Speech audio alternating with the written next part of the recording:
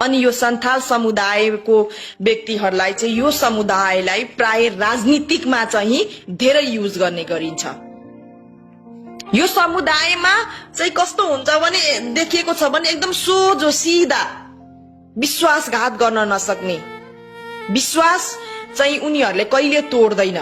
अनि 2-4 हजार दिएर मलाई भोट हालै भन्ने भनु भने त्यो एकजनालाई 2000 दियो भने आखिर उसलाई पेट पाल्नु छ नि त, उसलाई खानुसँग मतलब छ। भोट कसले जित्छ, नेतृत्व गर्ने व्यक्तिले देश चलाउँछ चलाउँदैन, हाम्रो उत्थान हुन्छ हुँदैन, त्यो उनीहरूलाई मतलब छैन। उनीहरूलाई भोकले हो बाध्यता बनाउने, भोकले र उसले पेट पाल्नको लागि भए पनि ভোট দিन्छ। ভাৰতৰ 50% অধিক চাহ অসমতে উৎপাদন হয়। হাজাৰখনৰো অধিক চাহ বাগিচা আমাৰ অসমতে আছে। অসমৰ চাহ বুলি ক'লে অসমীয়া হিচাপে আমাৰ বুকু উফন্দি উঠে। সমগ্ৰ বিশ্বতে অসমৰ চাহৰ এক সুকীয়া স্থান আছে।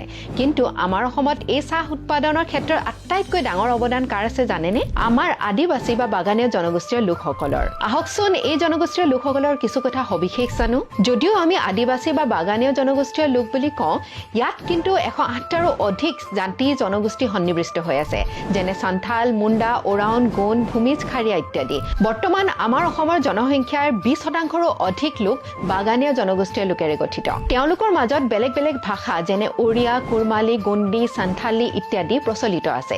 যদিও সাদ্ৰী ভাষাটো আটাইতকৈ বেছি জনপ্ৰিয় আৰু লিংগ ফ্ৰেংকা হিচাপে ব্যৱহাৰ কৰা হয়। এই জনগোষ্ঠীয় লোকসকলৰ আগমন আমাৰ অসমত হৈছিল 19বিংশ শতিকাত। বিশেষকৈ ছোটানাগপুৰ প্লেটু মানে বৰ্তমানৰ ঝাৰখণ্ড, মধ্যপ্ৰদেশ, ছত্তীশগড়, উৰিষ্যা, বিহাৰ ইত্যাদিৰ পৰা।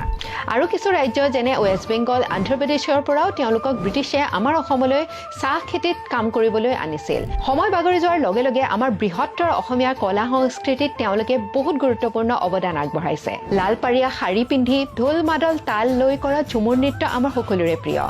একেলগে আমি কৰম পূজা, টুচু পূজা, ফাকুৱা ইত্যাদি বিভিন্ন উৎসৱ পাৰ্বণ উদযাপন কৰাৰ সুযোগ লাভ কৰোঁ। কিন্তু এই জনগোষ্ঠীৰ লোকসকল বহু সময়ত একাষৰীয়া হৈ পৰে।